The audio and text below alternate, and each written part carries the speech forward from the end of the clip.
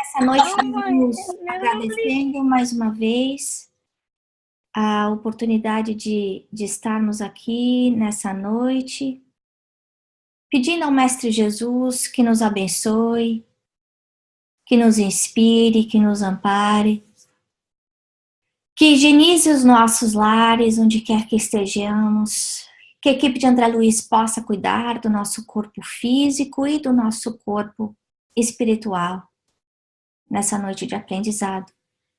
E assim nós vamos dando por iniciado o nosso estudo de hoje com a prece que a Cris vai fazer. Graças te damos, Mestre Jesus, por essa oportunidade de estarmos aqui reunidos para estudar mais uma dessas obras de André Luiz.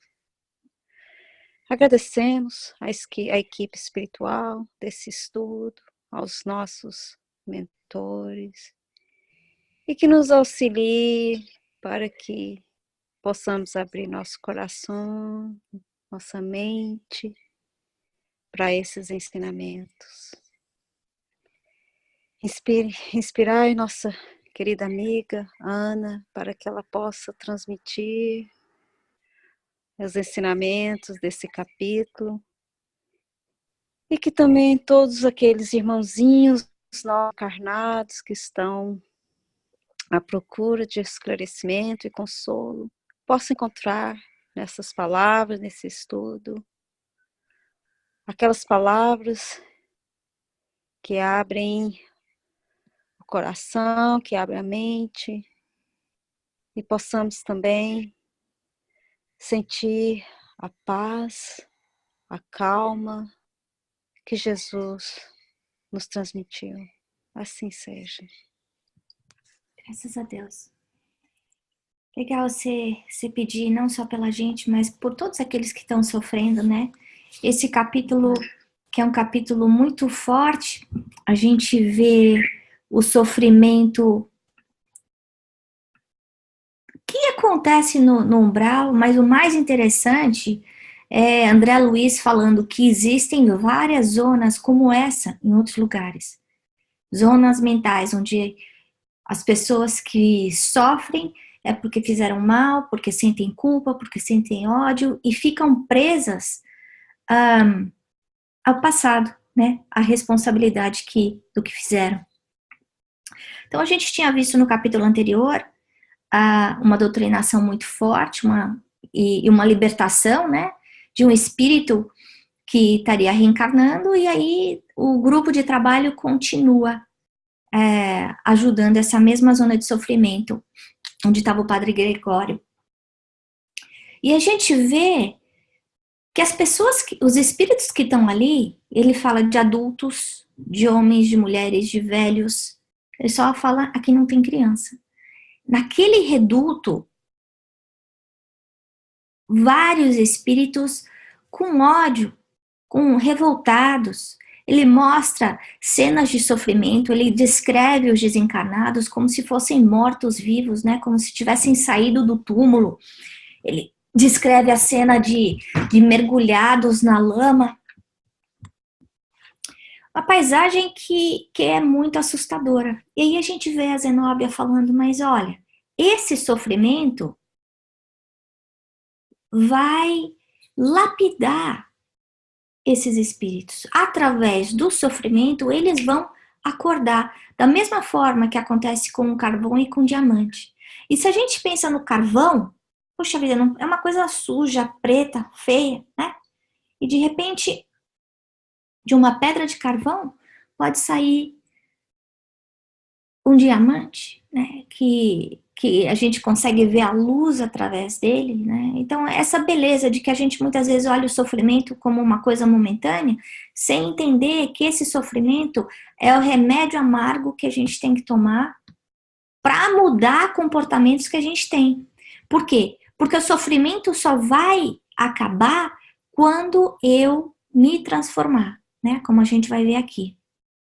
Bom, e aí eu quis comparar o que o André Luiz está sentindo com o que a Zenóbia estava fazendo. Primeira coisa, a gente vê que a Zenóbia já desde o começo, que é um espírito muito evoluído, que aí doa, que podia estar numa esfera muito mais tranquila e de paz, mas que escolheu ajudar os sofredores.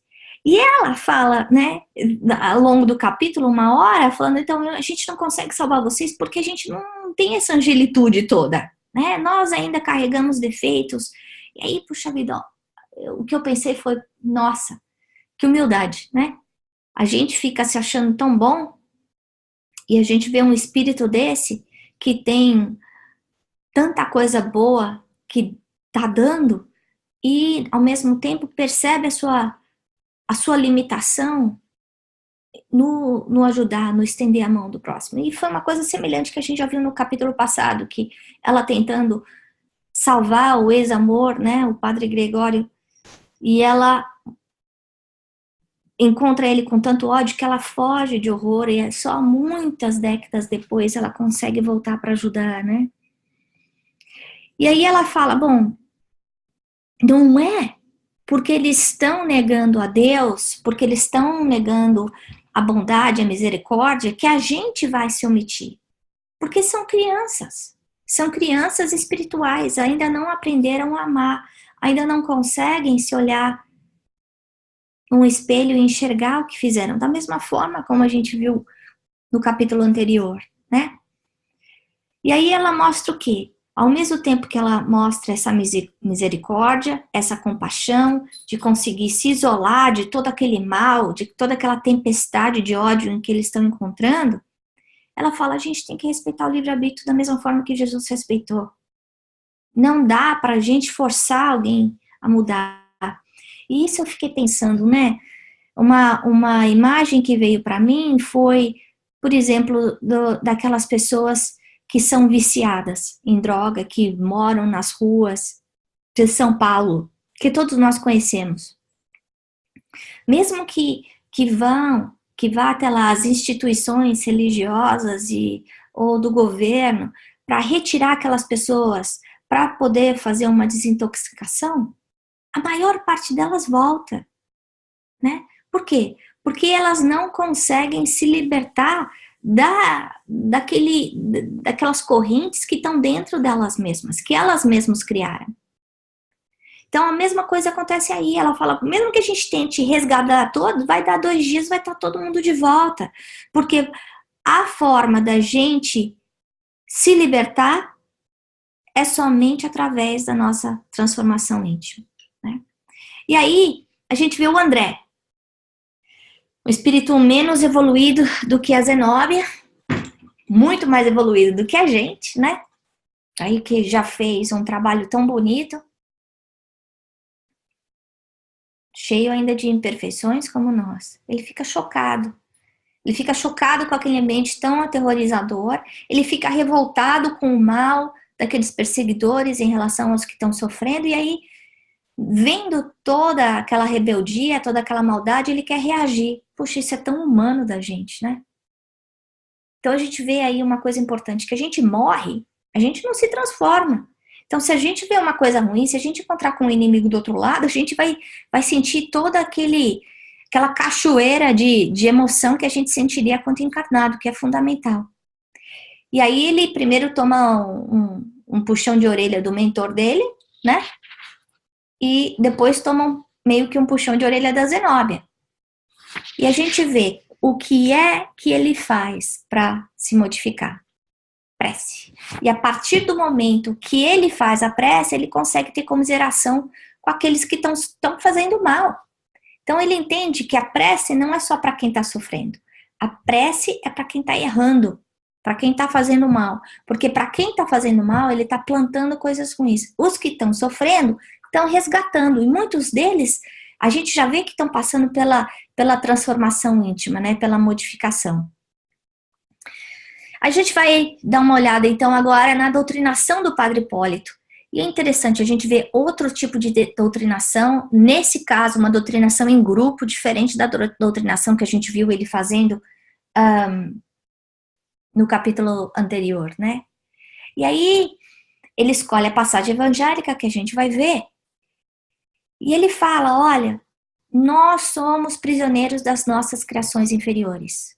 O roteiro de libertação está dentro de nós. Então, olha só, quando a gente fica deprimido, quando a gente fica com raiva, quando a gente sente que está naquele fosso sem fundo, a gente tem que lembrar disso, que são as nossas próprias criações mentais que estão alterando a nossa realidade.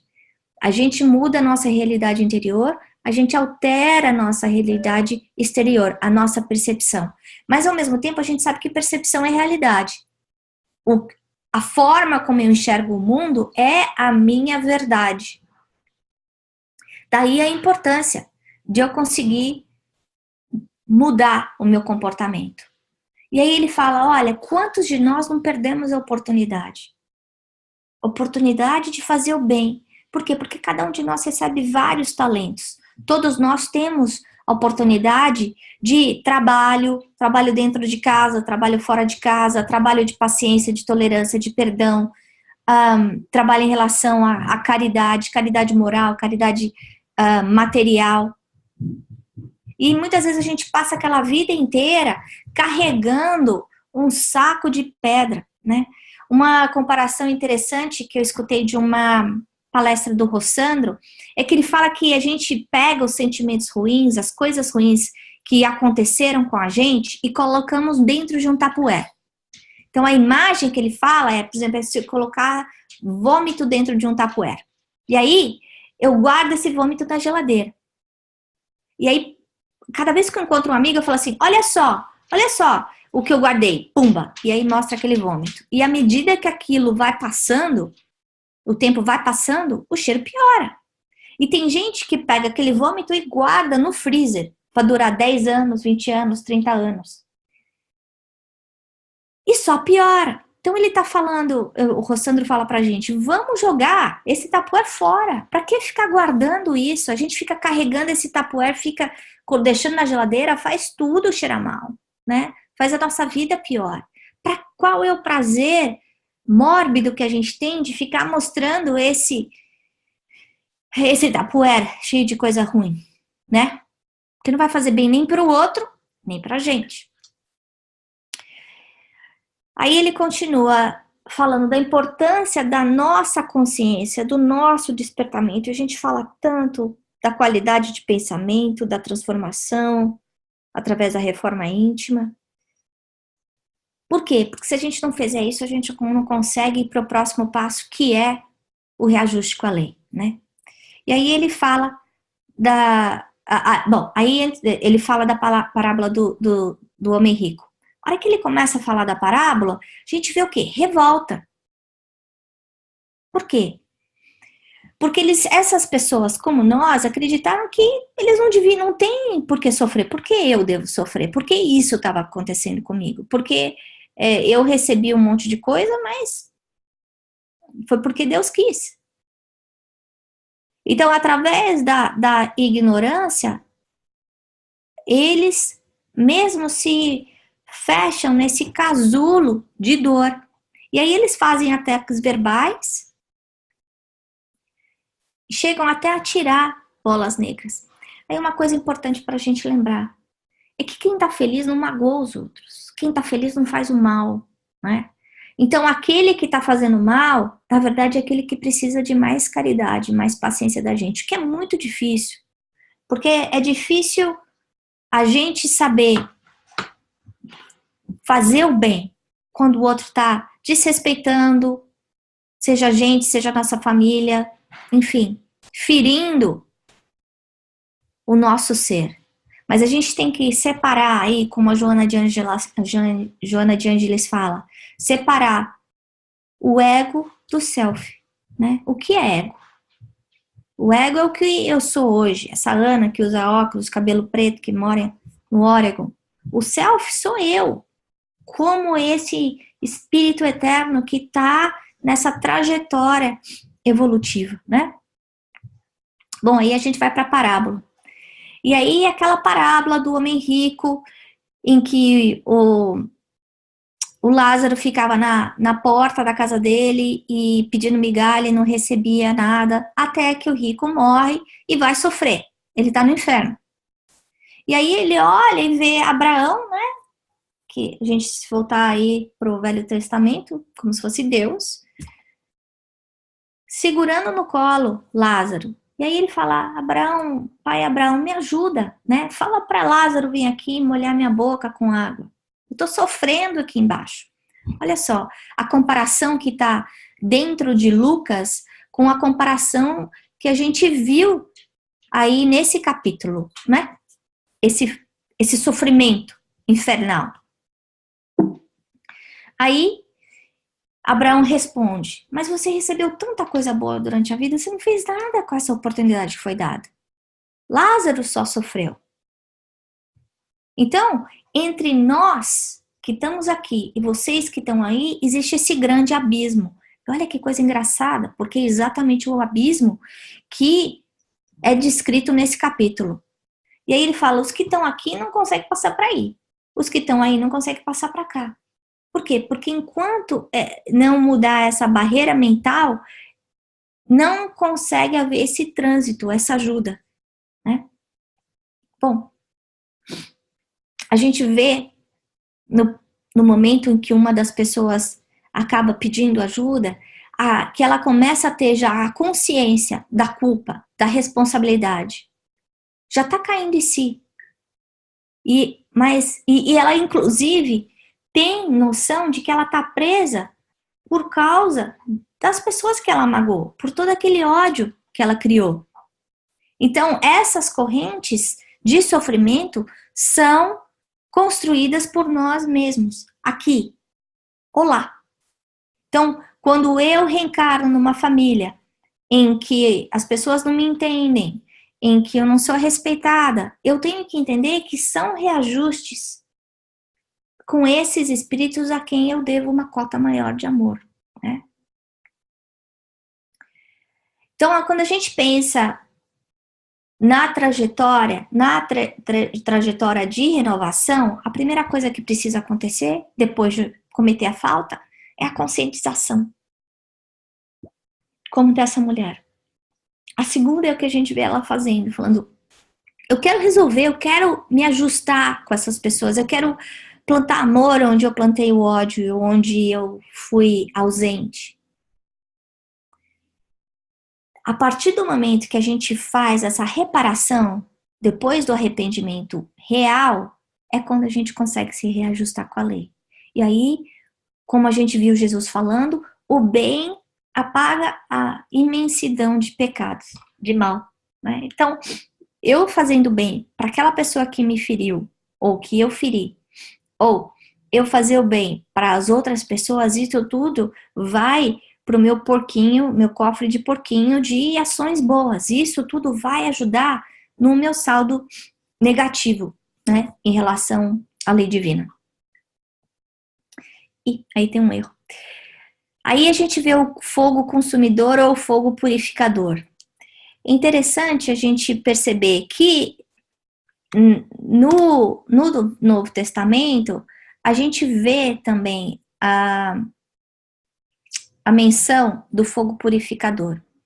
A gente, inclusive, sabe aí das civilizações mais antigas, indígenas, ou até antes disso, né?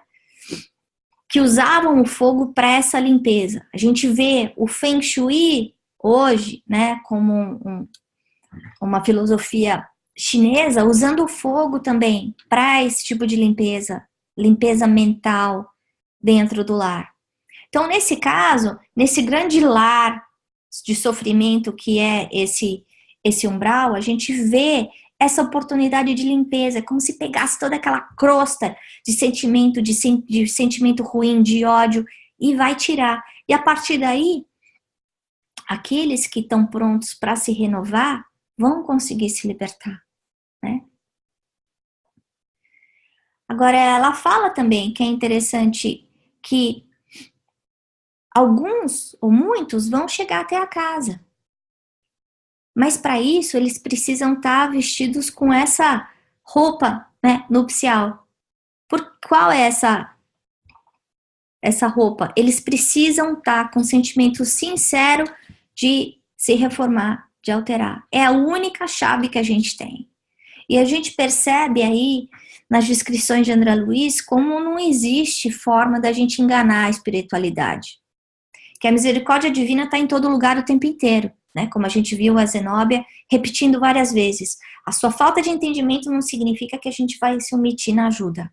A ajuda vai continuar. Apesar de você não valorizar, apesar de você não ver. Mas eu só vou conseguir ser ajudado se eu me ajudar. Enquanto eu não me transformar, enquanto eu não me ajudar, eu vou continuar sofrendo.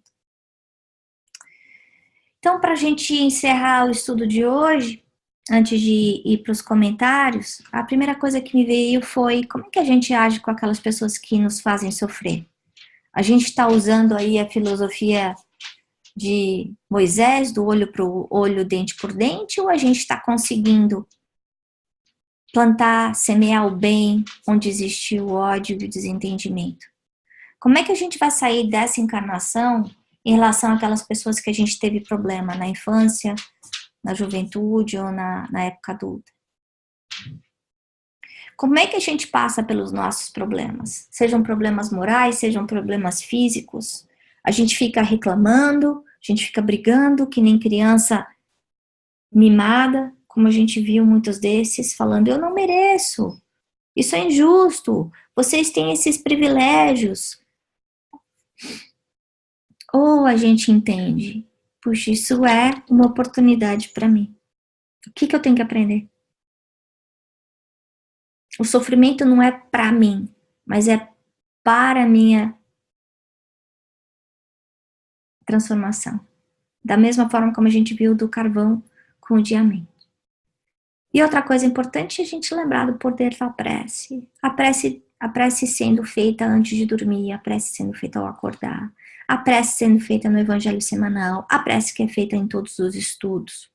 A gente lembrar da importância da prece na hora que a gente está para fazer coisa errada, porque nesse instante a gente consegue montar um canal de luz e se ajustar, como a gente viu como André Luiz se sentiu, né? Primeiro, a revolta, o desejo de revidar, depois da prece, a compaixão. Então, a prece consegue a gente enxergar as dores dos outros e também ter mais paciência e abnegação com nossas dores, né? Bom, era isso que eu tinha para comentar hoje. Quem quer comentar? Alguém ficou surpreso de perceber o estado de sofrimento que eles se encontram? As pessoas já sabiam. Eu vou tirar todo mundo do mute. E aí, quem quiser falar?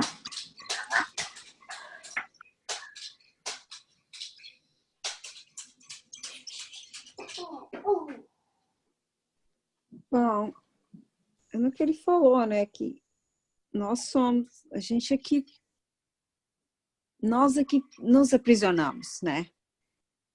Uhum. É uma coisa que os nossos pensamentos, as nossas culpas, a nossa energia dos nossos pensamentos, quer dizer, no fim é tudo a gente, né? Nós somos o nosso próprio carrasco ou o nosso libertador, né? É sempre a gente que decide, né? Uhum. É interessante isso, né? Da gente perceber, ter essa consciência de que it's on us. E precisa de maturidade para a gente perceber. Precisa de maturidade para saber não só assumir os erros, mas para querer se reajustar, né? Quem mais quer comentar alguma coisa? Obrigada, Cris.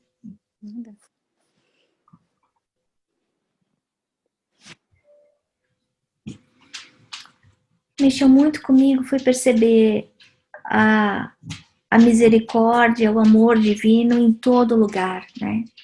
Com aqueles sofredores que somos nós, né?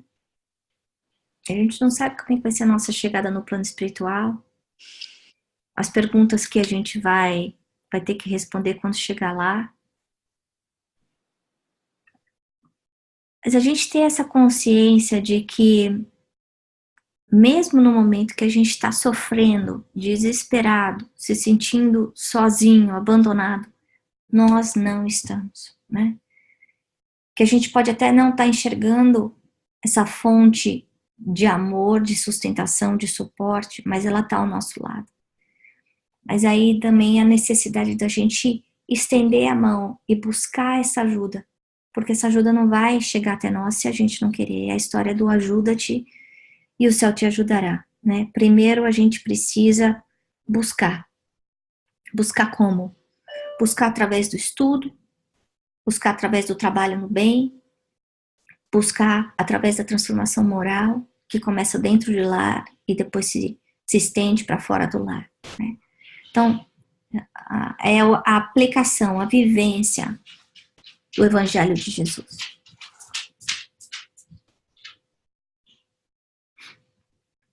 Mais algum comentário?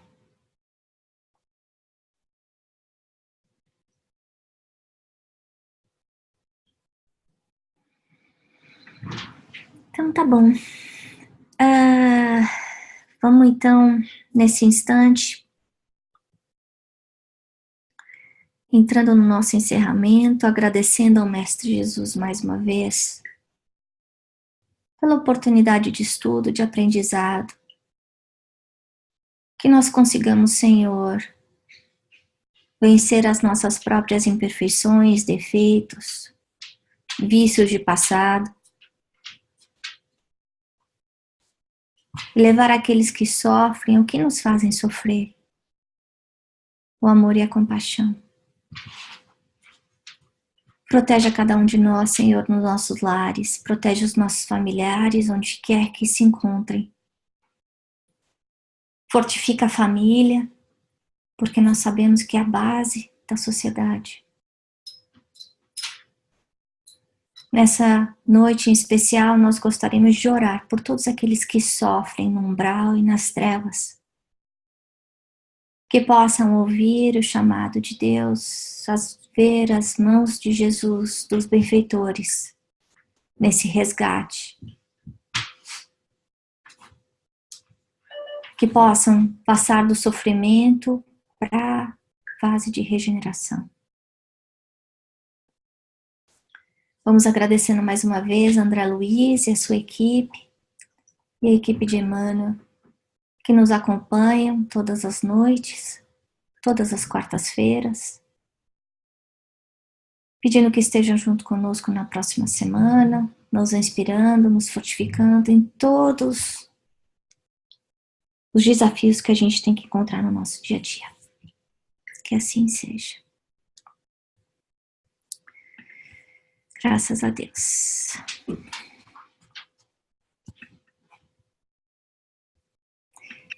É isso, pessoal.